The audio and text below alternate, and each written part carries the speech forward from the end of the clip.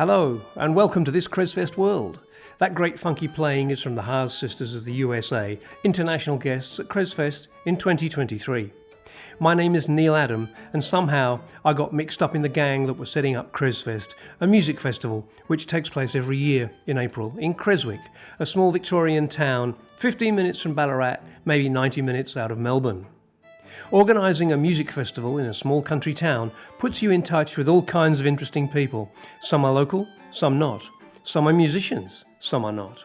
Some of the chat is about music, and guess what? Some is not.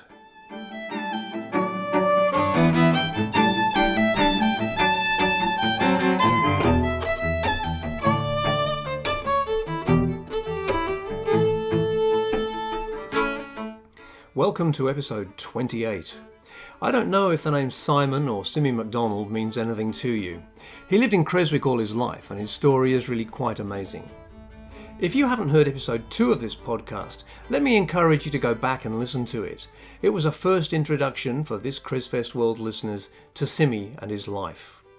So here's a summary of the Simmy story and my interest in him. Judy's dad was Ian Turner. He was a professor of history at Monash Uni in Melbourne, but he died in his late 50s, and so sadly I never got the chance to meet him. In these circumstances, most people only have the odd photo of parents-in-law that they never got the chance to meet. But in this case, Ian wrote many books and papers, most of which we've got copies of at home. So COVID came, and I took the opportunity to get stuck into his writing. While reading a collection of shorter academic papers, I came across one which is called 10 Years of Australian Folklore, where he writes about the dramatic impact of portable tape recorders on folk song collecting in Australia. In the article, I read the following words. The most important discovery of all, perhaps, in Australia was Simon McDonald of Creswick, a great singer in the British traditional style. So here I was at home. I read this. I'm 10 minutes drive from Creswick on a bad day, and I thought, really? What, just down the road here? And so I went looking into this aspect of our local history. It turns out that Simon's great-grandparents arrived here from Scotland and Ireland in the 1850s and took out a miner's right on a small property at Springmount, halfway between where we live in Newlyn and Creswick.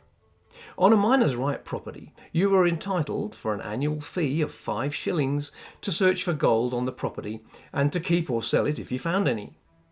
But you weren't allowed to build a house on the property, you didn't own it as such, and as time went on, you weren't allowed to install electricity or plumbing.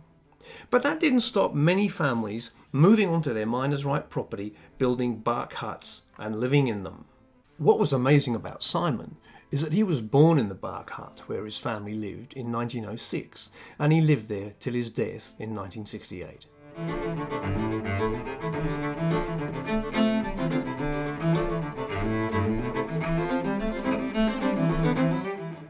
So he grew up in a home where there was no radio, no electricity. His grandfathers sang the songs that they brought with them from Scotland and Ireland, and they were great fiddle players. His dad ran a traditional dance band, as did Simon, and entertainment at home consisted of the family singing the 200 traditional songs they'd brought with them from their homelands. In the late 1950s, Simon was first recorded in the kitchen of a house next door to his own place at Springmount. It was a house owned by the Slade family. I got to talk to Phil Slade, who was maybe 6 years old when these recordings took place, and he remembers being in the kitchen and being in total awe not only of Simon's singing, but the reel-to-reel recorder and the microphone that was used for the recording. Early in the 1960s, Hugh Anderson, a Ballarat primary school principal, recorded more than 20 hours of conversation with Simmy, which he turned into a book called Time Out of Mind. These reel-to-reel recordings are now to be found in the National Library in Canberra, and you can get a digitised hour of reel-to-reel turned into MP3s by them. So, COVID went on. I got these hours of recordings turned into MP3s and sent to me. In these occasional Simmy podcasts, I'm going to play extracts from them, and I do so with the approval of Warwick Anderson, son of Hugh, who made them.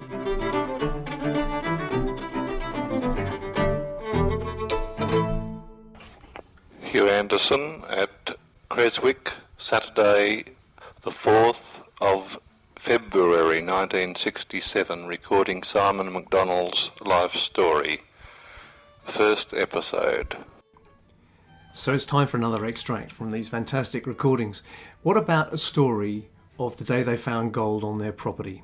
So let's go straight, with no more messing about, to hear from Simon on the topic.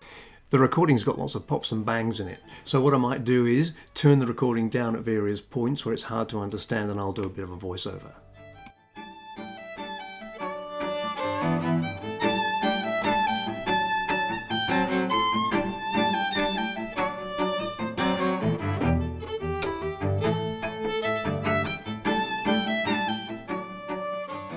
Yes, well, they're building a dam there this morning. My brother Johnny, he was a bit older than me. Well, the idea of this dam was to sluice away some dirt to get a few grains of gold in. Well, the next morning there was a heavy rain come through the night, and the bank of this dam was gleaming with gold. Johnny come up and he showed me half a tobacco tin of gold, which he'd picked up off the bank of the dam. He said, "Look at this." Oh, beautiful, I said. Oh, beautiful, I like said. lumps of wheat. Everything was like golden lumps of wheat. So the old man and him went down again and said, "Well, we'll wash the bank of this dam in the tub." Instead of using the dam to sluice away the ground, they put it in a tub. They washed it, and they got 60 ounces of gold. Oh, it was more than one big tub. They had to wash the bank of the dam because the gold was right the way through it. Right through. The old man said, The old man said, "We're right." he had a baking powder tin full of it, that high. I can still see it in my memory, full of the gold that same day. It was that high, I can still see it. He said, "We'll get a new house out of this." He goes down to Creswick straight away, sells the gold for £250, and that afternoon he buys a new house for £200. Well, not a new one, but a real old one, to get it shifted up from North Creswick to Springmount. He had to pay Charlie Adam and Bill Bates £30 to get it on the Jinker. In the middle of the day, we were all there to help it up on the side, and she was a good house, really. I suppose she'd have been 100 years old today, though, if she'd have been still going, you know.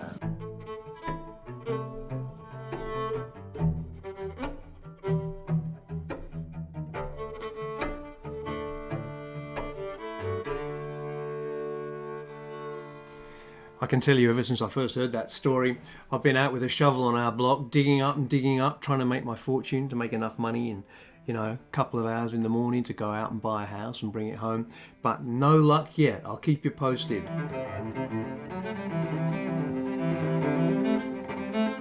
So that's the first Simmy story in today's podcast. Now it's time for a second one, this time based around a song. Simmy set the ball rolling for this with 3/4 of a song that he sang for Hugh to record. He couldn't remember it all, he says, so it never made its way onto the LP that was made in 1962 and was listened to by, amongst others, Bob Dylan and Pete Seeger on their earliest trips to Australia. During that tour, Bob Dylan took 2 of Simmy's songs and played them at most of his gigs in the second half of the tour, having learnt them off the LP. But this song is called Agonising Cruel Slavery Days. Have a listen now to Simmy singing it for Hugh and posterity, this time recorded in the American Hotel in Creswick. I find this perhaps the most moving of all of Simmy's songs. Written in the southern states in about 1840, it tells the story of a family of slaves being sold off to different places. After we hear Simmy talk about his family and the song, let's get into the history of it all. You're going to start off with that song that your father sang about the slavery. Yeah, right. Well, my father used to sing those great old songs, American songs, English songs, Irish songs, anything in the world he had. But there's one he had about the slaves in America, what he called those agonising, cruel slavery days. Yeah. And it started this way. I am thinking here today of those times that passed away. They tied me down in bondage long ago. Over old Virginia state, that was there we'd separate, and we led a life of misery and woe. They took away our boy, he was his mother's joy. Baby in the cradle we embraced, and they spread us far apart, and it broke the old man's heart. But the happy day is coming, Lord, we praise. Now every night at dark, you'd hear the watchdog bark, and listen to the murmuring of the wind. It seems to say to me, all you people must be free, for the happy day is coming, Lord, be praised. And we will weep and mourn, for our souls they're not our own. For that happy day is coming, Lord, be praised. I hope you agree with me that that song is very moving and that Simmy's performance of it is really moving too. So I began to ask myself, how does a song originating in the slavery states of the United States come to be recorded in the 1960s in Creswick? And here's what I found out. This song was quite well known during the American Civil War, and it would have passed on from singer to singer to singer. As we know, there was a lot of toing and froing between the US and Ireland at this time, and somehow the song ended up in Ireland in the time that Simmy's grandfather was growing up in the 1860s when the song was first published. No version of the song has ever been recorded in Ireland, to my knowledge, and indeed, by the time recording had been invented and had turned its attention to songs of slavery, which was in about the 1920s, there are only 2 known recordings of the song in the States. Let me hand you over now to Alan Lomax's recording in Texas in 1935. These 2 songs were sung by Elisha Cox at San Angelo, Texas, October the 28th, 1935, for the use and benefit of the Library of Congress in Washington. Elisha Cox is a colored man, 93 years old, and doesn't take especial pride in his fiddling, but he can still sing.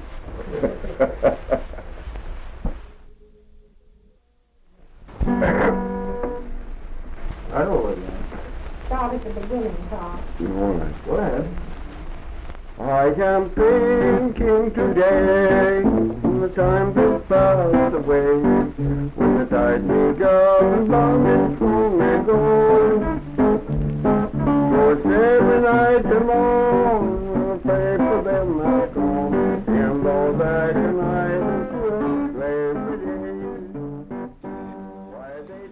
Elisha was a man born in slavery in about 1840, and he would have lived through the kind of circumstances that are described in the song. There he is at the age of 93, not too proud of his fiddling anymore, but my goodness, that's great finger-picking guitar playing. If I'm still playing like that when I'm 93, I'll be very happy with myself. There's a beautiful picture taken by Alan Lomax the morning of the recording, with Elisha outside, I presume, his home, and my goodness, it's a very basic bark hut, not at all unsimilar to the one that Simmy lived in Springmount. We will pray for them that's gone, in those agonizing cruel slaves today. To my memory will sit on.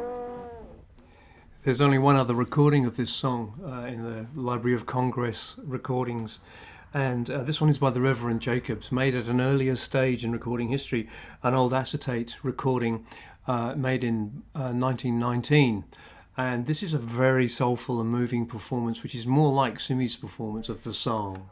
Before he starts singing, the Reverend Jacobs says that this song means in particular a lot to him of all the songs that he knows, because it was 50 years after the release from slavery before he got to meet his sister again. His sister had been sold off in the last years of slavery to a place nobody knew where, and it took her 50 years to find him after he'd moved to Chicago. And they carried me to Illinois. You want the song now? I can give you one verse. I've been thinking of those days Of those years that passed away, when they tied me down in bondage years ago, it was in Virginia State, over there we separate. Oh, it's fill my heart with misery and woe, for the taking away their boy. So then came the day not long after that I was sitting talking with my great friend Archer, local performer and fantastic musician, about what I discovered about Simmy and playing him these old recordings. And gradually a plot was hatched to sit down and re-record the whole song. So we set up at our place, and Archer's got his great old guitar and I'm playing our slightly out of tune Hold Upright piano. If you want to go looking for the film that was made of us singing this song, you can find that on YouTube. Go looking for Agonising Cruel Slavery Days and put in Neil Adam or Archer, and you should be able to find it easily. It starts off with Archer and me playing along with the recording of Simmy that you heard earlier, and gradually Archer takes over. They took away our boy, he was his mother's joy. Baby in the cradle we embraced, and they spread us far apart, and it broke the old man's heart. But the happy day is coming, Lord, we pray. Now every night at dark, you'd hear the watchdog bark, and listen to the murmuring of the wind. It seems to say to me, all you people must be free, for the happy day is coming, Lord, we pray.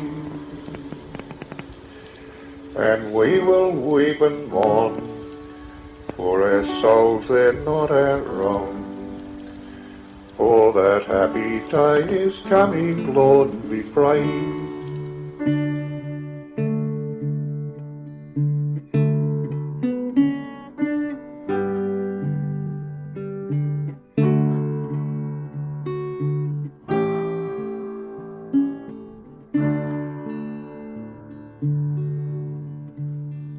It was in the month of June,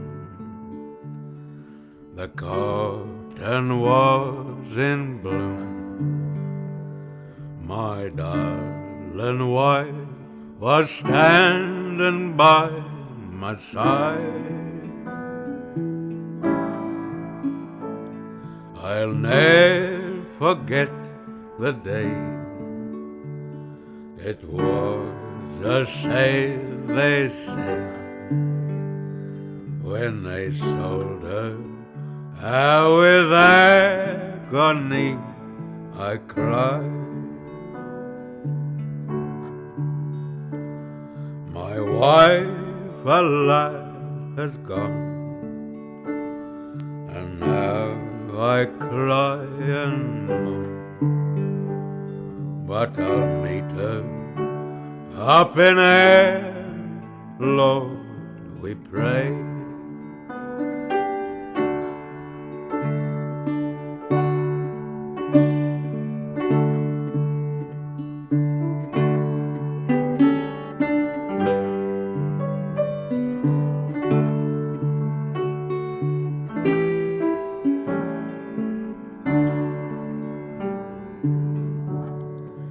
Still thy memory will steal to the dear old cabin floor, when the shadow of the sun came peeping in,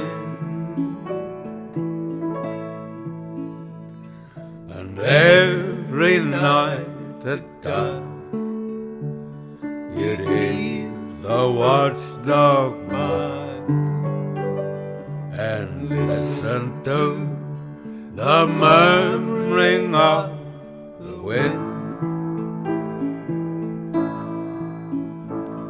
It seemed to say to me, all you all must be free.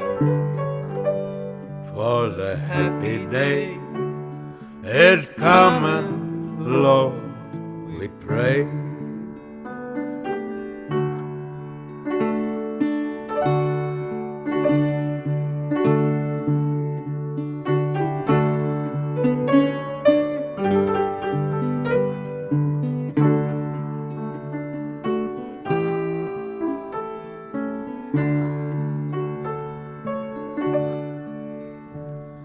I'm weary now and old, and my days are nearly told. I've travelled on the roughest kind of road. My days of toil are past, I have reached the end at last, and I'm standing by the wayside with my load. Forget now and forgive has always been my guide, for that is what the golden scripture says. But my memory will turn around when our souls they were tied down in those agonizing cruel slavery days. And we will weep and mourn, for our souls were not alone in those agonizing cruel slavery days.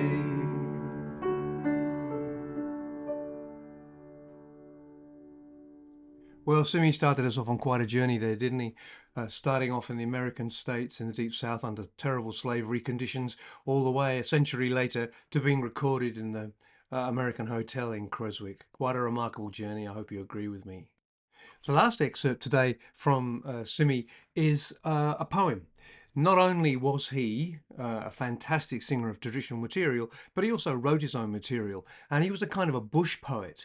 Listen to this as our final contribution from Simmy for today's podcast. In his 20s, he was a rural itinerant worker. He would move from farm to farm looking for work, sleeping under hedges, or, as he explains, in hay bales. Here he is. Oh, we must have walked 12 miles. We rolled up our swags, blankets and all. Get to carry your blankets them days. You never got any inside accommodation. Most likely we used to sleep under the side of straw stacks. We'd burrow in, put a hole in like a rabbit. What, you get your tucker and find your own sleeping place? Your own accommodation. Yeah. That was either on the ground or when it rained for a week, we all burrowed under the side of the stacks and got in the stacks. They could have clamped down us, you know. We never had no idea. But we walked along and we come to a little old store on the road there. I don't know what place it'd be, and couldn't make anyone here. We thought we'll buy a few biscuits or something, eat at one with, and after a while an old bloke come out. He'd been dozing in the back room asleep there somewhere, and who's there or something. I said, he got an eat here. I said, we want a bit of some sort of tucker to go across. And he said, I've only got a few biscuits, so we bought these few biscuits. And we walked along again, and we never got a drink of water. It was hot too, and Smithy said to me, we'll cut across them paddocks. He said, I know where we can catch a train at Lethbridge going up to Ballarat tonight or before night. Yeah, from Lethbridge. Yeah. And we walked across these paddocks. Well, they were miles across. Come down to a big creek there or river or something. We went down one hill like that. And he said, you go up a little hill and down another little hill and up another little hill and down another little hill, and you turn to your right and turn to your left and turn to your right again, and there's a train going up to Ballarat in about half an hour. We didn't even stop for a drink of water. We said, we got to get this. So we went down this little hill. And it was about 2 miles, a mile and a half long, I suppose. And up the other side, the little hill was worse. And going down the other side, the next little hill, we just toppled over under a tree. I said, that's it. We stop here tonight under this old tree. And when it came morning, oh, well, we'd ate the last of our biscuits. There was a creek there below us, not far off, and it was full of black-looking water. Well, we see a little bit of a town ahead, town of Meredith. And we went towards that pub veranda, and I went about, I beat him then, my knee and all. I got about 100 yards ahead of him to that pub. You could smell it, could you?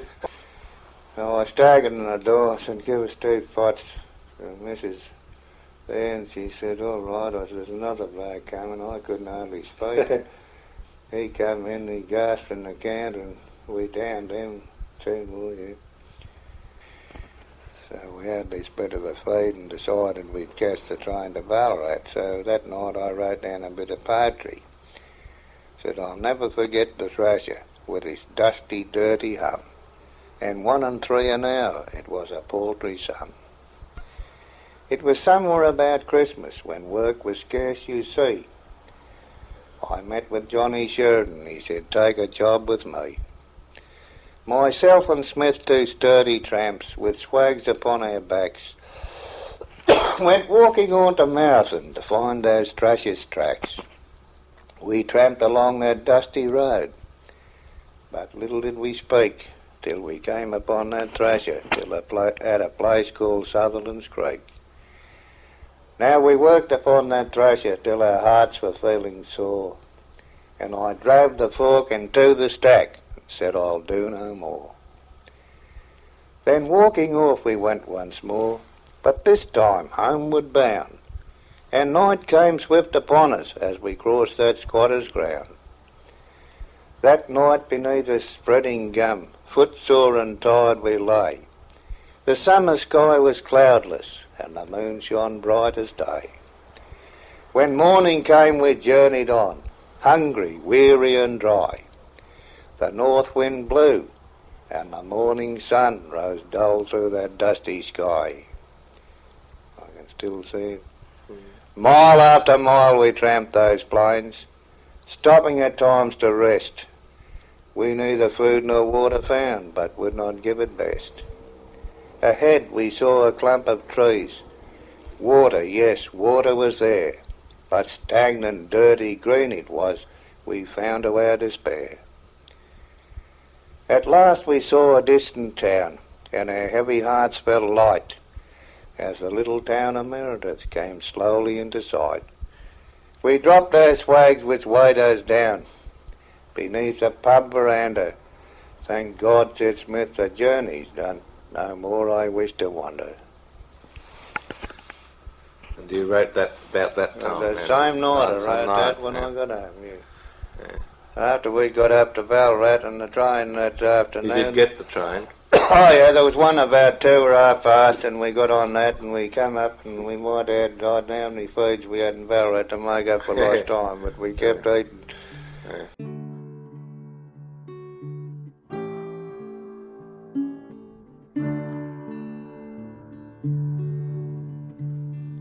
It was in the month of June. The cotton was in bloom. My darling wife was standing by my side.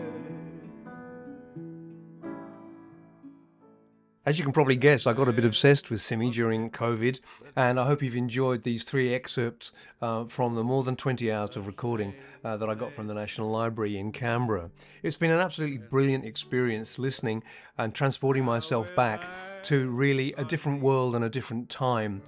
Even though, driving down the road between here and Creswick, every time I do it, which is practically every other day, I suppose, I drive past his place in Springmount, and there are a couple of old properties there which are still remnants of that era when he was growing up. Not everything has been replaced with modern brick houses. And you can still see the old Spring Mount. Park your car, walk up the road down the side there. It's really quite interesting. It's fascinating step back into history. I want to thank Phil Slade for a fantastic morning walking around in Spring Mount, thinking back about the days when Simmy recorded in his family kitchen. It was a really great experience being introduced to the fantastic community that was Spring Mount in those days. He told me some very lovely and touching stories Phil did that day. So thanks, Phil. Still thy memory will steal over to the dear old cabin floor. Every now and again on this podcast, I'm going to dip back into the Simmy catalogue and I'll bring you more stories. So this is the second one. Keep an eye out for a third one. Go back and listen to episode 2 if you're interested. Another big thanks to Warwick Anderson and Dawn Anderson, who allowed me to use the marvellous tapes that Hugh recorded way back in the American Hotel in Creswick in the 1960s. And of course a special thanks to Archer for following my obsession with Simmy and for such a beautiful rendition of the full song. Probably the first time it's been recorded in, I don't know, maybe ever? All must be fled, for the happy day is coming, Lord, we pray. This Cresfest World podcast and Cresfest itself take place on the lands of the Jarrah people. It was land that was never ceded. The Jarrah people have been singing, telling stories, living their lives and looking after the land here for many thousands of generations, and we're proud to follow in their footsteps. I want to thank Creswick and District Community Bank for being a major sponsor of Cresfest, and I want to encourage all of you to go and have a look at the outside of the old courthouse on Raglan Street in Creswick the next time you're in town. There's a marvellous new ramp has been built. Access to the building is now completely different, and Cresfest has used that building all the time, and now it's going to have a whole host of new uses because people can actually get into the building, and who knows what might happen with it next. Thanks, all thanks to Creswick and District Community Bank. Standing by the wayside with my Lord, forget now and forgive has always been my guide, for that is what This has been This Cresfest World. My name's Neil Adam, and as the BBC presenter of my youth, John Ebden, used to say, if you have been, thanks for listening. See you next time. When our souls, they were tied in those agonized and cruel slavery days.